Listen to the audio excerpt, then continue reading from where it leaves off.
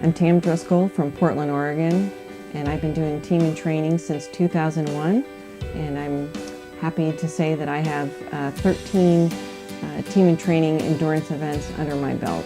When I came involved in team and training in 2001, I had no connection to blood cancer.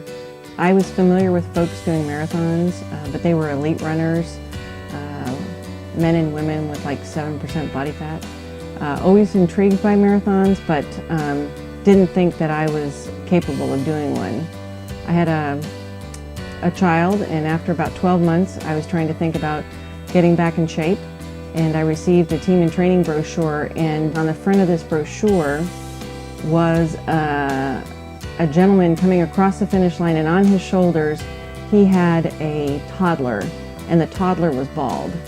And since I was a new mom, it caught my eye, and I read on this brochure and learned for the first time that leukemia was the #1 disease killer of children 0 to 15.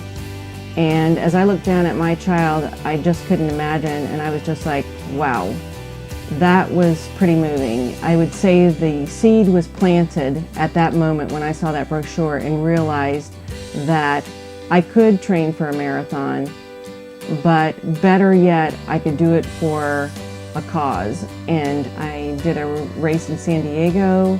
The next year I did Maui. And then in 2003, I got a call that one of my sisters had a mass in her brain. And about 2 days later, we found out that it was non-Hodgkin's lymphoma. To hear that it had now hit my home, that blood cancer had come home to roost in my house, was kind of surreal. But my message to my family is there's hope, and there's great research going out there, and she beat the odds. I think had she had that diagnosis 10 years ago, it would be very bleak. It would be that year that we would lose her. And I really wanted her to kind of witness team and training and feel the power of the weekend. And so on her 5-year anniversary of being cancer-free, I took her to San Francisco, and we celebrated the Nike Women's Marathon together. And it was just a wonderful, wonderful weekend because she got to see what has been calling me back year after year. Sadly, we lost her this year on her 6th anniversary of being cancer-free.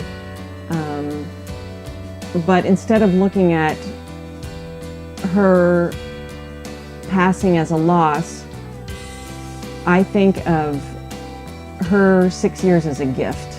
I decided that I was going to raise as much as I could possibly do in a 5-month window. And I literally ate, slept, and drank fundraising. But I reached out to people and said, we can lick this thing called cancer, and I want you to help me. And people responded, total strangers responded, and I raised nearly $60,000. And as long as my body is able to move, and frankly my mouth for that matter, to ask people, you bet I'm going to ask, because people's lives depend on it. And that in itself is very, very empowering.